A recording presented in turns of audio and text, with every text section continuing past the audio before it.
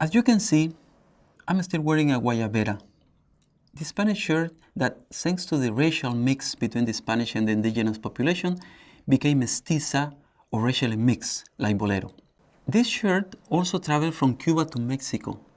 In both countries, the golden age of Bolero started in the 1930s with the arrival of tropical orchestras, particularly the trio, a band made up of 3 musicians who combined voice harmony and guitars. This bonanza was to last until the mid-1960s, when Bolero couldn't compete with more popular music styles that favor dancing, such as rock, mambo, cha-cha-cha, salsa, and merengue. Radio, record companies, and films allowed Bolero to spread all over Latin America. Along the way, new instruments and rhythms were incorporated to the Spanish and African foundation of Bolero. For instance, it is interesting to see how the American big band acquired a Caribbean tonality. Something similar happened when Bolero and jazz came together. As the music changed, so did the singers. In the USA, Sinatra, Nat King Cole, and other crooners infused romantic music with elegance and the power of seduction. But this wasn't a territory dominated by men. Women singers shared these attributes. Think of Ella Fitzgerald or Marlene Dietrich. Latin American male and female singers and some composers got the message and became radio, film, and TV stars. The death of Carlos Gardel in 1935 left a vacuum that Bolero came to fill and which catapulted many of these artists to stardom. But the Bolero that spread all over Latin America was essentially romantic, or better yet, sentimental. What mattered was a drama of lost love, desire, and so on. In other words, Bolero never abandoned the sentimental discourse from the 19th century.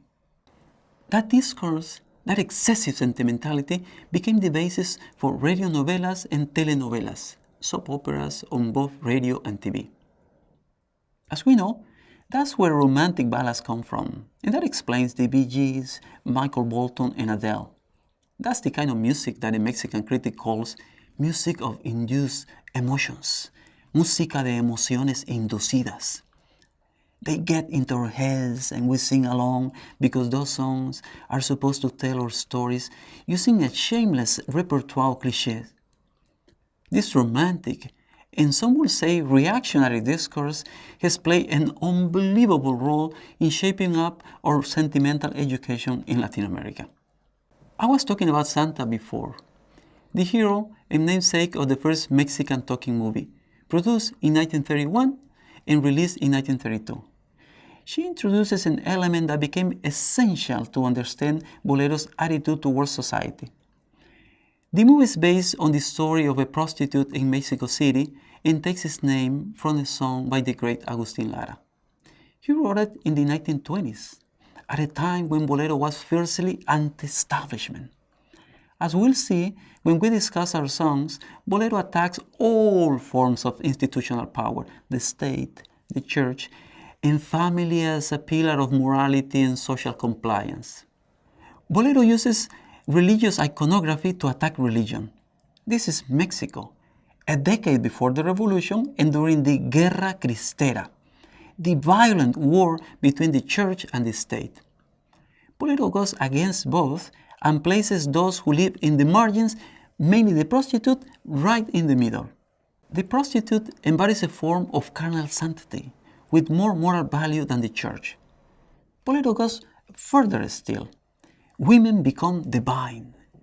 They are not just romantic and idealized symbols, but they are made of flesh.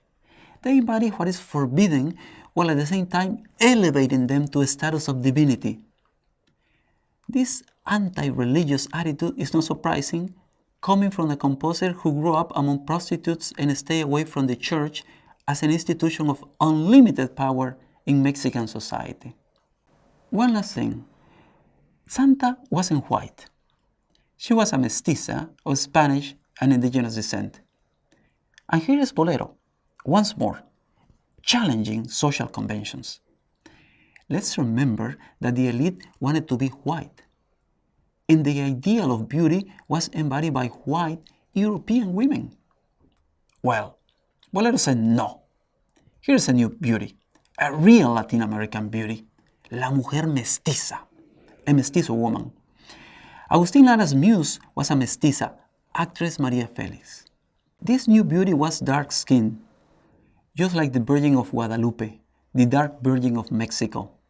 Her eyes were black like her hair. You see, Bolero songs weren't always innocent and sentimental, but that's how they are today. They have lost their social engagement. Right-wing governments and pop music are to blame. But let's leave it there, amigos.